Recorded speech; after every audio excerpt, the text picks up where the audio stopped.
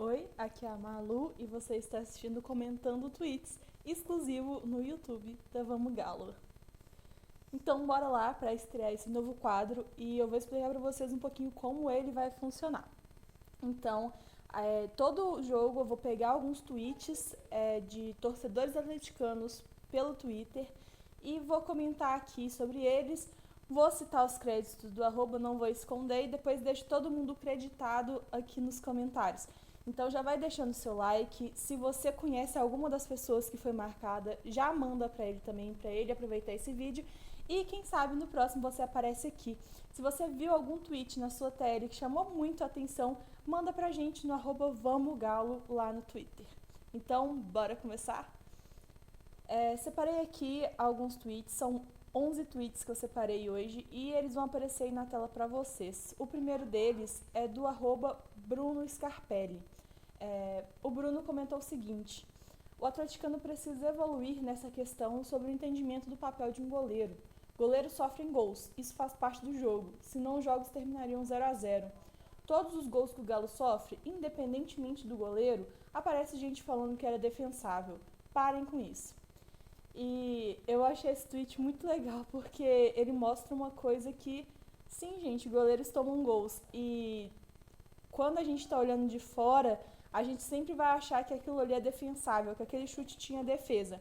Então, quando a gente está avaliando o trabalho de um goleiro, a gente fica, entra o Everson. E aí o Everson toma um gol de uma bola que talvez fosse defensável, e aí entra o Rafael. E aí o Rafael toma um chute de uma bola que talvez fosse defensável, e aí entra o Vitor, e aí o Vitor toma um chute. Vocês já entenderam a linha de raciocínio. E aí acontece que entra nesse looping de ter que ficar trocando de goleiro apenas porque uma vez ele defendeu um chute que não era defensável. Então a gente tem que aprender a lidar com isso. Goleiros tomam gol. O segundo tweet que eu quero trazer para vocês, na verdade, não é um tweet, é uma thread de 3 tweets do Rodrigo Rainer. Ele também tem um canal aqui no YouTube e é do Camisa 12. Então, acho que grande parte da torcida conhece ele. Eu concordei com o que ele disse e o resumo dele foi muito engraçado, por isso que eu resolvi trazer aqui para poder comentar esse tweet especificamente. Ele diz o seguinte, solta aí na tela: onde está a lógica do em time que está ganhando não se mexe? Somos líderes com o melhor ataque. Esse time está dando certo com essa formação que é a filosofia de Sampaoli. Um goleiro só debaixo das traves, um 9 fixo e jogadores de ofício mudam o cenário, galera. Querem mudar? Exemplo: Sacha não é um matador, não é 9, mas ajuda na criação. Se coloca um 9 ali, não vão ter as mesmas chances que tem hoje, porque perde um na criação. Pode reforçar? Claro, mas mudar a característica do time para ter os jogadores de ofício, isso é o que sempre aconteceu, e eu não quero. E aí ele faz um resumo que eu acho que fecha com chave de ouro essa thread, que é o seguinte: resumindo, eu amo frango com quiabo, e quiabo baba. Tô curtindo o time de Sampaoli, e no time de Sampaoli atacante participa da criação e goleiro joga com os pés. Simples assim. É muito legal e faz a gente refletir, né, sobre até que ponto que a gente está aceitando o sampaulismo. Eu tô completamente de coração aberto com o sampaulismo, não escondo isso de ninguém. Para mim é um prazer ter o Sampaoli no time, porque eu sei que é um treinador que respeita o trabalho, respeita o clube, respeita os jogadores que está trabalhando. Então, de certa forma, dá uma segurança que o Atlético está indo no caminho certo para conquistar títulos, para ocupar o espaço que sempre foi dele, né, de um clube gigante. Então, o sampaulismo é isso. Não adianta a gente falar assim, eu quero Sampaoli, mas eu quero um goleiro que joga só com as mãos. Eu quero Sampaoli, mas eu quero um camisa 10 e um camisa 9 de ofício. Isso não existe dentro do sampaulismo. O jogador tem que desempenhar outras funções. E a gente tem que aprender a lidar com isso. Aos poucos a gente vai entendendo qual é a função de um, qual é a função de outro, como um ou outro se comporta melhor ou pior, mas o que o Sampaoli faz tem um motivo e tem um objetivo, e por isso que é tão legal. Agora abrimos a temporada de falar sobre o Sacha. E Sacha é um jogador que está dando o que falar. Muita gente espera que ele seja o goleador do time porque ele tem essa posição de centroavante e porque ele também foi artilheiro do Santos ano passado. Mas aqui no Atlético a gente vê que ele está desempenhando uma função diferente e importantíssima para o time, quase tão importante quanto a bola na rede, porque ele é aquele cara que propicia essa situação. Então, ele está jogando bem, eu acredito, né, na minha opinião, que ele está fazendo a função dele, mas nem todo mundo concorda. E por isso eu trouxe alguns tweets que mostram essa opinião contrária sobre o Sacha. O primeiro é do André Galo 137. Ele diz o seguinte: vocês querem colocar a culpa de um empate no goleiro, sendo que o bosta do Sacha não jogou nada. O Marrone e o Natan perderam um gol debaixo do gol, mas a culpa é do Everson, que não pegou uma pancada a 90 quilômetros por hora. Já o Rafael Antonati, @RafaFMA, diz o seguinte: se teve um cara que não foi mal ontem, foi o Sacha. O cara atuou em 3 posições diferentes, fazendo um trabalho tático muito bom. A zaga foi muito mal ontem. Sim, Rabelo falhou no gol do Flu. Então a gente vê, assim, 2 posicionamentos muito diferentes, falando exatamente sobre o mesmo jogo, né, que foi Atlético e Fluminense. O André, ele cita que o Sacha, o Marrone e o Natan, eles foram os principais pivôs, né, desse empate, dessa perda de 2 pontos, pelos gols perdidos. E tira o Everson, alivia um pouco o lado dele por ter tomado aquele gol, porque realmente, né, foi um golaço e ele estava um pouco na frente, né, porque é a posição que ele joga, enfim. Ele alivia um pouco do Everson e culpa o Sacha, né, inclusive chamando ele de nomes feios, mas acreditando que o ataque foi o problema ontem. Já o Rafael, ele alivia pro lado do Sacha, dizendo que, como ele cumpriu 3 funções ontem, ele ganhou uma colher de chá, que o problema mesmo foi a questão da defesa, mas não o goleiro. O problema foi o setor defensivo e coloca a culpa no Rabelo. Agora uma dobradinha do Sacha. O @Henrique V. Rocha diz o seguinte: Sacha, o 9 que o Galo precisa. 12 partidas no Brasileiro, 2 gols. Ironizando a participação do camisa 9, né, do centroavante, que geralmente é o cara, o homem gol, né, o cara que faz gols. Aqui no Galo a gente está acostumado a ver esse tipo de jogador, né, a gente já teve Jô, a gente teve o Prato, então a gente está acostumado a ter esse tipo de atleta. Como eu disse, eu acredito que o Sacha é um pouco diferente desses outros, ele tem uma função muito mais estratégica do que só fazer gols, mas enfim, foi em forma de ironia. Então, Zeca 1908 responde com a seguinte mensagem: fraco. É a prova que nem toda indicação do Sampaoli o clube deve levar a sério. Sacha nunca foi grande jogador. Eu acho que realmente tem um fundo de verdade nesse tweet, porque o Sampaoli ele não está à mercê de erros. Ele vai errar sim, ele vai indicar jogadores que não vão render tanto. Mas eu acho que o Sacha não é um deles. A gente pode considerar um deles o Léo Senna, que é um jogador, inclusive, que já foi emprestado para a Itália. O São Paulo trouxe acreditando que fosse um jogador que encaixava no esquema dele e acabou que outros se destacaram mais. Então a gente acabou emprestando o Léo Senna. O Sacha, para mim, ele se encaixa perfeitamente no esquema que o São Paulo fizer e eu acho que as pessoas só vão entender a necessidade que a gente tem do Sacha quando ele sair do jogo, que é exatamente o que aconteceu com o Alan Franco, que antes era chamado de Alan Fraco, e a gente ficou sem ele, não lembro porque a gente ficou sem ele antes dele ser convocado mesmo, e depois a gente viu a necessidade dele. É outro jogador que joga muito mais sem a bola do que com a bola, importantíssimo para o elenco do São Paulo. Ainda no campo ofensivo, falando do Sacha e do, entre aspas, substituto, que é o Marrone, eu separei aqui mais 2 tweets, um de cada lado do ponto de vista. O primeiro do Dalton CF. Ele diz o seguinte: Sacha ajuda muito e o Marrone faz um gol ali e outro aqui, mas não são artilheiros, não são definidores, não são aquele jogador que decidem partidas com um gol. Logo, não são atacantes para um time que almeja ser campeão. Peraí, né? São caras que ajudam, que contribuem, que ajudam muito, né? Como ele falou, mas não são atacantes para um time que almeja ser campeão. ficou um pouquinho de dualidade aí nesse tweet. E aí o André Freitas, o arroba dele é alfreitas, A-L Freitas, ele diz o seguinte: o gol da Arana saiu do Sacha, deu um passe que deixou o Marrone na cara do gol e o Marrone perdeu. Ele ajuda defensivamente, teve um lance ontem que o Everson saiu tocando com o Sacha lá perto do gol. Ele confunde a zaga adversária e deixa as pontas mais livres. Corneta é foda. E eu tô bem com o André nessa.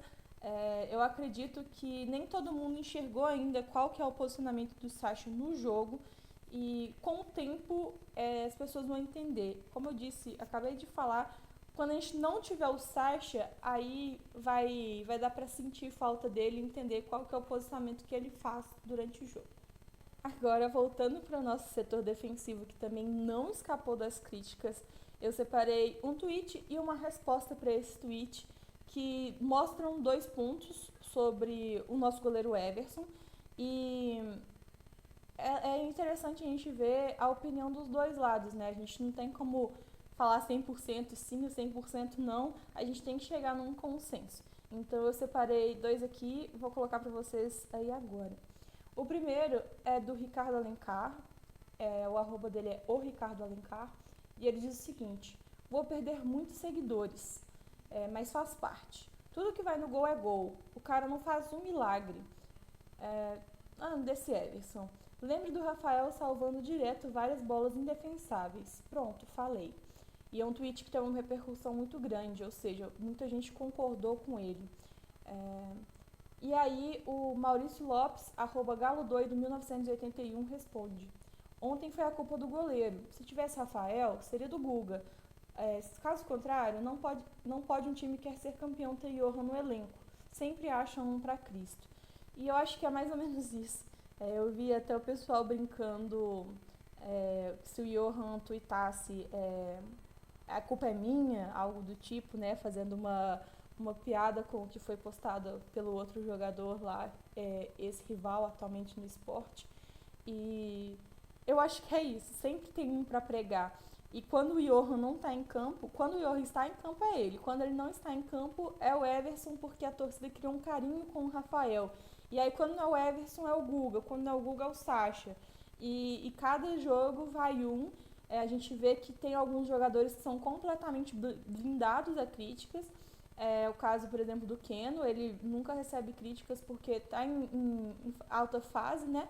Aparentemente não erra, porque ninguém fala dele, né? Para mim, ele fez um jogo abaixo contra o Fluminense, abaixo do que ele tinha feito na sequência, mas ele não recebeu críticas. As críticas vieram mais pro lado do Marrone, que perdeu o gol, do Sacha, que não fez gol, né?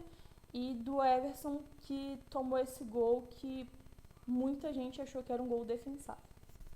Agora eu trouxe um tweet que vai gerar muita polêmica. Eu já perdi a conta de quantos tweets eu já comentei com vocês, mas esse eu acredito que seja o mais polêmico de todos.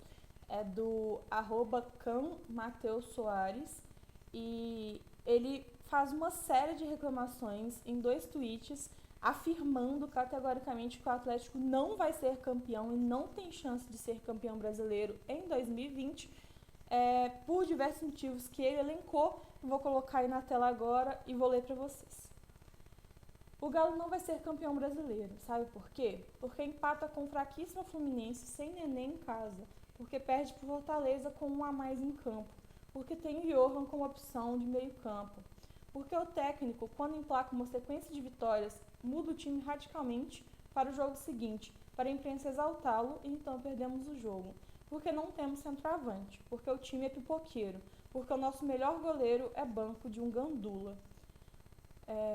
Eu não quero estender muito os comentários sobre esse tweet em específico, eu quero que vocês deixem abaixo aqui nos comentários o que vocês acham dessas colocações dele. Eu basicamente tenho um argumento para refutar todos os pontos que ele falou. O time é líder do campeonato, como é que é um time de pipoqueiro? Ele disse que o goleiro é reserva para o Gandula, só que esse, entre aspas, Gandula, né, que ele está chamando o Everson, fazendo referência ao nosso goleiro titular Everson, foi um dos melhores goleiros do ano passado, um dos goleiros menos vazados do campeonato ano passado, vice-campeão com o Santos. Então, tem várias maneiras de refutar todas essas frases que ele colocou, mas eu quero que vocês façam isso nos comentários aqui embaixo. E aí, para ser justa, eu trouxe um lado, eu trouxe o outro, o copo meio cheio, o copo meio vazio e o copo meio cheio. Então, o copo meio cheio ficou por conta do @doidão_galo, e de doido é só o Galo mesmo, porque o tweet dele foi muito sensato. E ele diz o seguinte: o Galo nem perdeu a liderança e já tem torcedor atleticano jogando a toalha. Mesmo que o Flamengo ultrapasse o Galo, eu vou acreditar no título até o fim. E eu concordo muito com esse tweet, porque esse é o nosso papel como torcida. O objetivo do time esse ano, e eu vivo falando isso também nas redes sociais, é o G4.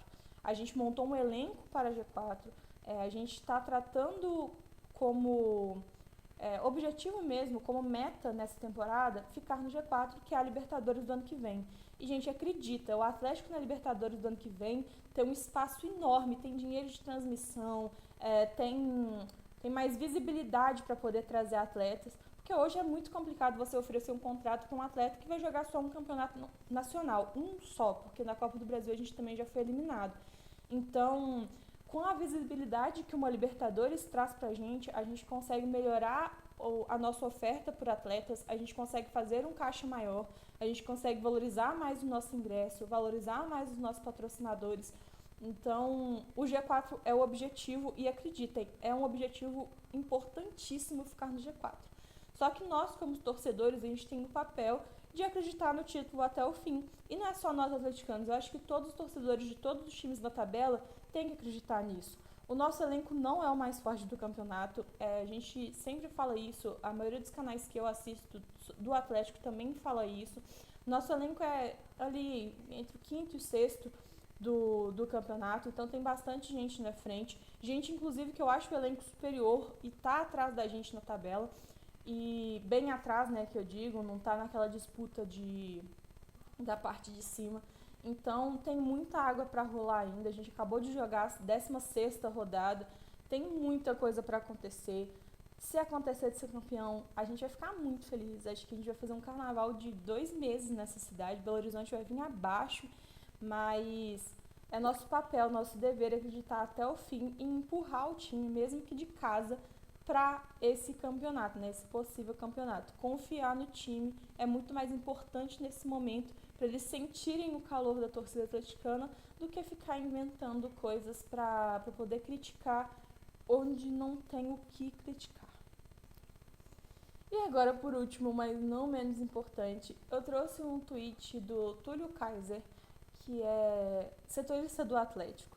Então ele sabe o que ele está falando, ele tem patente para poder falar sobre isso. E ele diz o seguinte: Sampaoli fez hoje, né, no caso ontem no jogo, apenas 2 substituições. Falta elenco ao Atlético. O técnico pede reforços com razão. E ele fala justamente sobre essa questão do elenco. Não estou falando que o time do Atlético é fraco, eu estou falando que o nosso elenco é pouco rotativo. A gente perdeu 3 peças em 3 jogos e acabou deixando 5 pontos para trás. E isso é muito preocupante, porque em caso de lesão, em caso de outra convocação, é difícil a gente conseguir suprir a falta desses atletas.